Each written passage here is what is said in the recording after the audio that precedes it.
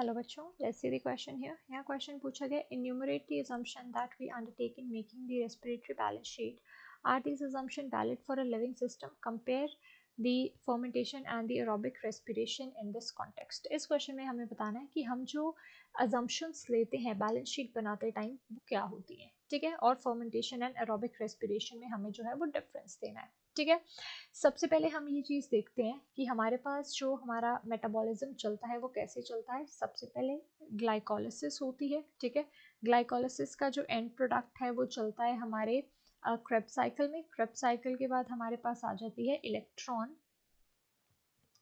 Electron transport system, right. यहाँ पे हमारे पास चलती है हमारी इलेक्ट्रॉन ट्रांसपोर्ट चेन चलती है एक सिक्वेंशियल ऑर्डर में। सबसे पहला जो हमारा अजम्पशन है, ठीक है, फर्स्ट अजम्पशन ये है जो हमारा ग्लाइकोलिसिस है, ठीक है।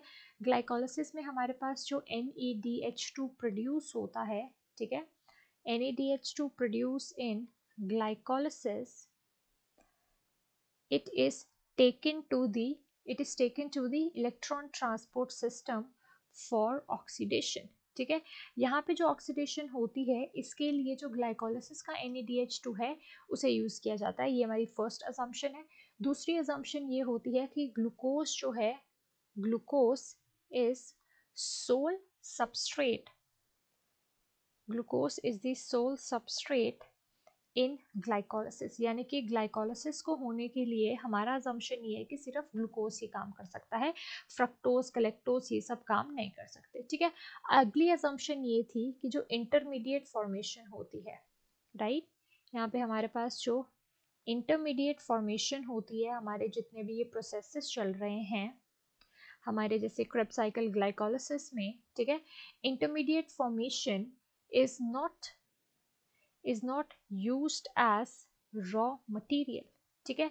जितने भी इंटरमीडिएट्स फॉर्म होते हैं वो अगले प्रोसेस के लिए जो है वो इंटरमीडिएट उनको यूज नहीं करा जाता है, ठीक है। जैसे कि हम ग्लाइकोलिसिस का पायरुवेट ही यूज करते हैं सिर्फ, ठीक है, बाकी जो इसके साथ कार्बन डाइऑक्साइड वाटर बनते हैं हम उनका यूज नहीं करते। सो ये चीज़ है, ठीक है। नेक्स्ट हमारे पास यहाँ पे आ जाता है फर्मेंटेशन एंड एरोबिक रेस्पिरेशन, ठीक है। फर्मेंटेशन जो हमारे पास होती है, fermentation is the anaerobic respiration, ठीक है। फर्मेंटेशन जो है वो एनारोबिक रेस्पिरेशन है, मतलब ये होती है in the absence of oxygen, and ये हमें देखने को मिलती है in case of the yeast, and yeast जो है in the presence of anaerobic fermentation क्या करता है, C2H5OH इथेनॉल प्रोड्यूस करता है along with the carbon dioxide, right. यहाँ पे अल्कोहल फॉर्मेशन होती है, कार्बन डाइऑक्साइड फॉर्मेशन होती है, तभी हम इसको कहाँ पे यूज करते हैं, हमारा बेकरी एंड हमारा बीवरेज इंडस्ट्री में इसका यूज करते हैं, ठीक है। नेक्स्ट हमारे पास बोला गया है एरोबिक रेस्पिरेशन, ठीक है। हमारे पास जो एरोबिक रेस्पिरेशन होती है, ये जो रेस्पिरेशन है हमें पता है इन दी प्रेजेंस ऑफ ऑक्सीजन होती है, ठीक है।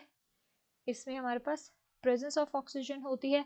यहाँ पे जो हमारा सबस्ट्रेट होता है उसकी कंप्लीट ऑक्सीडेशन देखने को मिलती है, right, we have the complete oxidation of the substrate, और यहाँ पे जो हमारे पास कंप्लीट ऑक्सीडेशन के पास 38 ATP यानी हाई एनर्जी सोर्स जो है वो प्रोड्यूस होता है। और ये कहाँ देखा जाता है, ये ऑर्गेनिजम्स में देखा जाता है जो कि एरोबिक होते हैं। So I hope you understood the question well, thank you.